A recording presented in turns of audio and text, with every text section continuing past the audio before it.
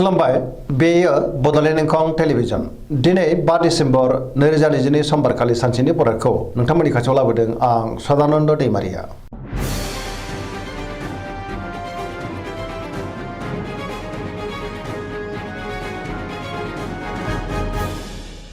सिगां फरायनो लादों मेष राशि गिबि हांखो अ ल दिनैनि साना जोबोर मोजां बहाबा दावबायनो एबा हान्थिनो खाबु मोननोबो हागौ आरो मोजाङैनो हान्थिनोबो हागोन मावनो लानाय खामानिखौ थि समावनो आरो गोरलैयैनो मावफुंनोबो हागोन सोरजोंबा बाख्नाय जानो हागौ गोसोखौ दिनै जोबोर गोजोननाय मोनगोन देहाया मोजाङैनो थागोन अब्लाबो नाथाय जानाय लोंनायाव सांग्रां जानांगोन बहानिफ्रायबा दिनै मोजां खौरां फैनोबो हागौ रांखावरियाव जोबोर मोजां गोबां धोन आरजिनो हागोन बेफार फालांगियाव जोबोर मोजां गोबां मुलाम्फा मोननोबो हागोन आरो आयाबो बांनो हागौ सोरबा लोगोनिफ्राय थोजासे हेफाजाब मोननो हागोन न'खराव दिनै अनलायनाय फैगोन बिदा फंबायजों मोजां सोमोन्दो थागोन गुबुननि गोसोखौ दिनै गोरलैयैनो बोनोबो हागोन गोसोनि बोलोआ बांगोन समाजाव बयजोंबो अनसायजागोन सेंग्रा सिख्लाफोरा दिनै जोबोर रमान्टिक जागोन आरो गावबा गावनि गोसोनि साननायखौ फोरमायलायनोबो हागोन फरायसाफ्रा दिनै फरायनायाव गोसो दुंखांगोन पजिटिभ एनार्जिनि गोहोमबो गोग्लैनो हागौ धोरोमारि बिथिङाव दिनै गोसो दुंखांगोन वृष राशि गिबि हांखो इ उ ब दिनैनि साना जोबोर मोजां गोसोखौ दिनै जोबोर गोजोननाय मोनगोन गोसोनि बोलोआ बांगोन मावनो लानाय खामानिखौ थि समावनो आरो गोरलैयैनो मावफुंनोबो हागोन समाजाव मान मोनगोन रांखावरियाव दिनै जोबोर मोजां होनजायो गोबां धोन आरजिनोबो हागोन आयाबो दिनै बांनो हागौ बेफार फालांगियाव जोबोर मोजां मुलाम्फा मोनगोन न'खराव दिनै अनलायनाय फैगोन बिसि फिसायनि गेजेराव मोजां सोमोन्दो थागोन बिदा फंबायजों हेफाजाब मोनलायनो हागौ देहाया दिनै मोजाङैनो थागोन गुबुननिफ्राय थोजासे हेफाजाबखौ मोननो हागोन जायखि खामानि मावा मानो मोनफ्रोमबो खामानिखौनो मावफुंलांनो हागोन सिगांनि बबेबा आद्रा खामानिखौबो दिनै मावफुंनो हागोन गोसोनि साननायफोरा जाफुंनो हागौ पजिटिभ एनार्जिनि गोहोमबो गोग्लैगोन मिथुन राशि गिबि हांखो क स दिनैनि साना जोबोर मोजां पजिटिभ एनार्जिनि गोहोम गोग्लैगोन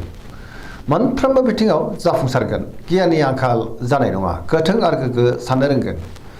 गोसोखौ दिनै जोबोर गोजोननाय मोनगोन गोसोआ जोबोर रमान्टिक जागोन लाइमोनफ्रा गावबा गावनि गोसोनि साननायखौ फोरमायलायनोबो हागोन देहाया मोजाङै थागोन अब्लाबो नाथाय जानाय लोंनायाव सांग्रां जानांगोन रांखावरियाव मोजां बेफार फालांगियावबो मोजां होनजायो आयाबो दिनै बांनो हागौ न'खराव अनलायनाय फैगोन समाजाव मान मोनगोन गोसोनि बोलोआ बांगोन गावनि गोसोनि साननायखौ गुबुननो फोरमायनो हागोन मावनो लानाय खामानिखौ थि समावनो आरो गोरलैयैनो मावफुंनोबो हागोन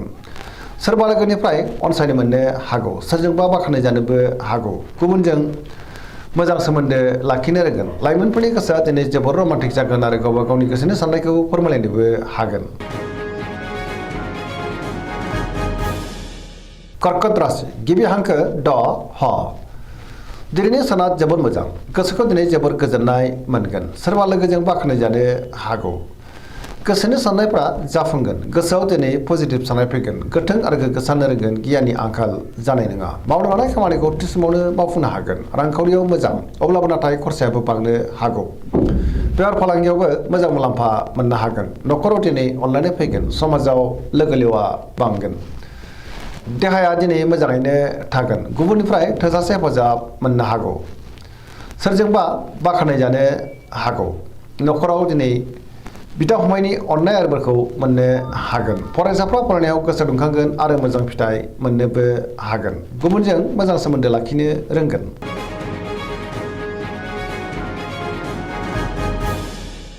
सिंह राशि गिबि हांखो म ट दिनैनि साना जोबोर मोजां गोसोआव दिनै पजिटिभ साननाय फैगोन गोथों आरो गोग्गो साननो रोंगोन गियाननि आंखाल जानाय नङा मावनो लानाय खामानिखौ थि समावनो मावफुंनो हागोन सिगांनि बबेबा आद्रा खामानिखौबो दिनै मावफुंनो हागोन सोरबा लोगोनिफ्राय थोजासे हेफाजाब मोननो हागौ समाजाव लोगो लेवा बांगोन बहाबा थाङोब्ला दिनै जोबोर मोजां आरो मोजाङैनो हान्थिनोबो हागोन रांखावरियाव जोबोर मोजां अब्लाबो नाथाय खरसायाबो बांगोन बेफार फालांगियाव जोबोर मोजां मुलाम्फा मोननो हागोन आयाबो दिनै बांनो हागौ गोसोनि साननायखौ गुबुननो फोरमायनो हागोन न'खराव अनलायनाय फैगोन समाजाव मान मोनगोन गुबुननिफ्राय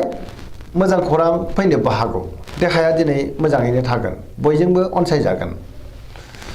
गुबुननि थाखाय दिनै गोबां मोजां खामानि मावनानै होनोबो हागोन पजिटिभ साननो रोंगोन आरो पजिटिभ एनार्जिनि गोहोमबो गोग्लैनो हागौ लाइमोनफोरा जोबोर खुसि जागोन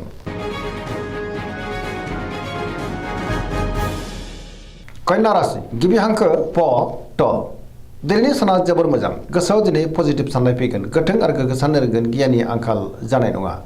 मोनफ्रोमबो खामानिखौनो दिनै मोजाङैनो मावफुंलांनो हागोन रांखावरियाव मोजां अब्लाबो नाथाय खरसायाबो बांनो हागौ बेफार फालांगियाव मोजां होनजायो देहाया मोजाङैनो थागोन गोबां मुंदांखा सुबुंजों दिनै लोगो मोनज्लायनोबो हागौ न'खरावबो अनलायनाय फैगोन गोबां खामानियाव दिनै मुखुब थागोन सोरजोंबा बाख्नायजानो हागौ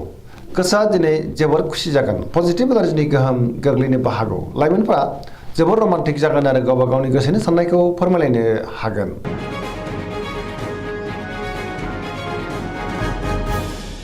तुला राशि गिबि हांखो र ट दिनैनि साना जोबोर मोजां गोबां रोखोमनि जेंनाफोरखौ दिनै सुस्रांनो हागोन सिगांनि बबेबा आद्रा खामानियाबो दिनै मावफुंजानो हागौ गियाननि आंखाल जानाय नङा गोसोनि बोलोआ बांगोन गावनि गोसोनि साननायखौ दिनै गुबुननो फोरमायनो हागोन मावनो लानाय खामानिखौ थि समावनो आरो गोरलैयैनो मावफुंनोबो हागोन देहाया मोजाङै थागोन रांखावरियाव मोजां अब्लाबो नाथाय खरसायाबो बांनो हागौ मोननो गोनांखौ दिनै मोननो हागोन न'खराव बिसि फिसायनि गेजेराव अनलायनाय फैगोन समाजाव बयजोंबो अनसायजागोन बेफार फालांगियाव दिनै जोबोर मोजां मुलाम्फा मोनगोन गुबुननि गोसोखौ दिनै गोरलैयैनो बोनोबो हागोन सोरबा लोगोनिफ्राय थोजासे हेफाजाबबो मोननो हागौ गोदान थांखि लानो रोंगोन सेंग्रा सिख्लाफोरनि गोसोआ दिनै जोबोर रमान्टिक जागोन आरो गावबा गावनि गोसोनि साननायखौ फोरमायलायनोबो हागोन पजिटिभ एनार्जिनि गोहोम गोग्लैनोबो हागौ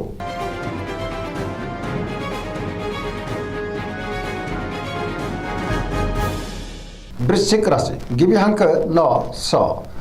दिनैनि साना जोबोर मोजां गोसोखौ दिनै जोबोर गोजोननाय मोनगोन पजिटिभ एनार्जिनि गोहोम गोग्लैगोन समाजाव लोगो लेवा बांगोन सोरबा गोजाम लोगोजों बहाबा लोगो मोनज्लायनो हागौ गोसोआव दिनै गोग्गो आरो गोथों साननाय फैगोन गियाननि आंखाल जानाय नङा मावनो लानाय खामानिखौ थि समावनो आरो गोरलैयैनो मावफुंनोबो हागोन गुबुननिफ्राय थोजासे हेफाजाबबो मोनगोन गोसोनि साननाया जाफुंनो हागौ गोसोनि बोलोआबो बांगोन समाजाव मान मोनगोन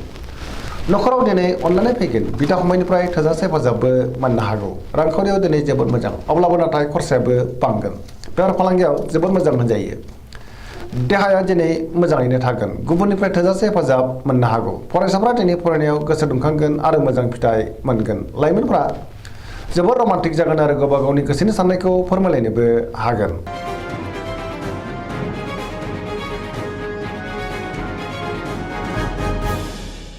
धनु राशि गिबि हांखो ध फ भ दिनैनि साना मोजां आरो गाज्रिनि गेजेरजों बाबेरलांगोन गोसोआव बोलो बांनो हागौ मावनो लानाय खामानिखौ थि समावनो आरो गोरलैयैनो मावफुंनो हागोन अब्लाबो नाथाय माबा नङा माबा मोनसे गोरोन्थिबो जानो हागौ गोसोनि साननायफोरा देबार नांनोबो हागौ रांखावरियाव मोजां मोननो गोनांखौ दिनै मोननो हागोन बेफार फालांगियाव मोजां होनजायो समाजाव मान मोनगोन बहाबा थाङोब्ला लामा सामायाव सांग्रां जानांगोन गुबुननि थाखाय मोजां खामानि मावनानै होनोबो हागोन अब्लाबो नाथाय सोरनिबा गाज्रि नोजोर नांनोबो हागौ देहाया दिनै मोजाङैनो थागोन बिदा फंबायनि हेफाजाबखौ मोननो हागोन बहानिफ्रायबा हरखाबै गाज्रि खौरांबो फैनो हागौ लाइमोनफोरनि गोसोआ दिनै जोबोद रमान्टिक जागोन आरो गोसोनि साननायखौ फोरमायलायनोबो हागोन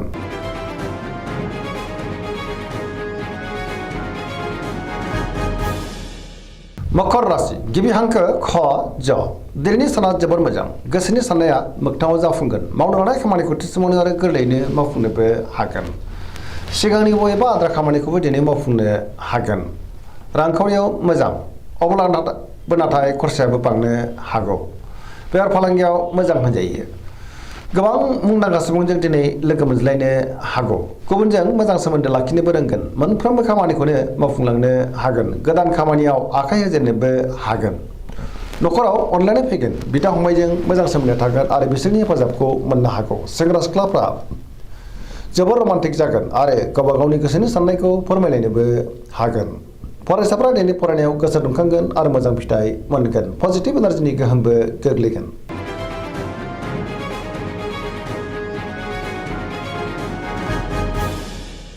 कुंभ राशि गिबि हांखो ग स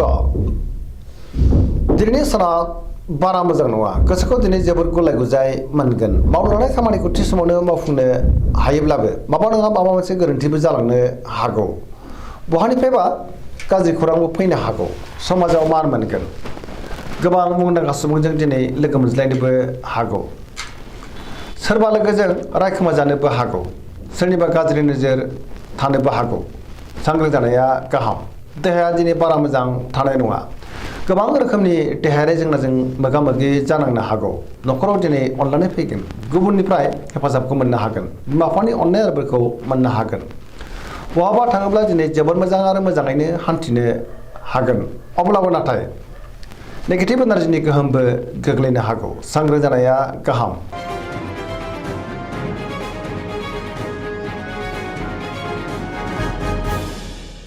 मीन राशि गिबि हांखो ड स दिनैनि साना जोबोर मोजां गुबुननि थाखाय गोबां मोजां खामानि मावनानै होनोबो हागोन गोसोआव दिनै पजिटिभ साननाय फैगोन गोसोनि बोलोआ बांगोन गावनि गोसोनि साननायखौ गुबुननो फोरमायनो हागोन देहाया मोजाङै थागोन रांखावरियाव मोजां बेफार फालांगियावबो मोजां होनजायो न'खराव अनलायनाय फैगोन बिदा फंबायजों मोजां सोमोन्दो थागोन सोरजोंबा बाख्नाय जानानै गोसोआ दिनै जोबोर खुसि जागोन सेंग्रा सिख्लाफ्रा जोबोर रमान्टिक जागोन आरो गोसोनि साननायखौ फोरमायलायनो हागोन फरायसाफ्रा दिनै फरायनायाव गोसो दुंखांगोन आरो मोजां फिथाइ मोननोबो हागोन सरासनस्रायै दिनै सानाव जोबोर मोजां आरो मोजाङैनो बारग'लांगोन दिनैनि राशि फरायनाया एसेनोसै जोबनायाव बेखौनो खावलायो जाहाथे नोंथांमोना सानफ्रोमबो जोंनि बे बड'लेण्ड इंखं टेलिभिजनखौ नायबाय थायो आरो साबस्क्राइब खालामो लोगोसे लाइक खालामो आरो शेयार खालामो एसेनोसै गोजोन्थों